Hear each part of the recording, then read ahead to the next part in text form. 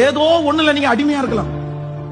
கர்த்தர் பல வருஷமா உங்களிடத்துல சொல்லிட்டு இருக்கலாம், பல மாதங்களா உங்கள்கிட்ட சொல்லிட்டு இருக்கலாம், இதை விட்டுருமா, இது உனக்கு சரியாகாது, இது விட்டுருப்பா, இது உன்னுடைய என்னுடைய சித்தம் இல்ல, இந்த காரியத்தை நீ விட்டுரு, இந்த காரியம் உன்னை அழிச்சிடும், இந்த காரியம் உன்னுடைய கிருபைகள் எல்லாம் உன்னை விட்டு எடுத்துரும், இந்த காரியத்தோட நீ வாழாத, நீ ஸ்பெஷலா அழைக்கப்பட்ட ஒரு தேவனுடைய பிள்ளை, உன்னை தாயின் கருவில் உருவாகும் முன்னே நான் தெரிந்து கொண்டேன், அதுக்காக தான் இந்த திருச்சபையில் நான் உன்னை வச்சிருக்கிறேன், அதுக்காக தான் உனக்கு ரட்சிப்பு கொடுத்துறேன், நீ விட்டுரு விட்டுரு விட்டுருன்னு சொல்லி இந்த திருச்சபைக்கு நீங்க வந்த நாள் முதற்கொண்டே ஆண்டவர் பேசிக் கொண்டிருக்கலாம்.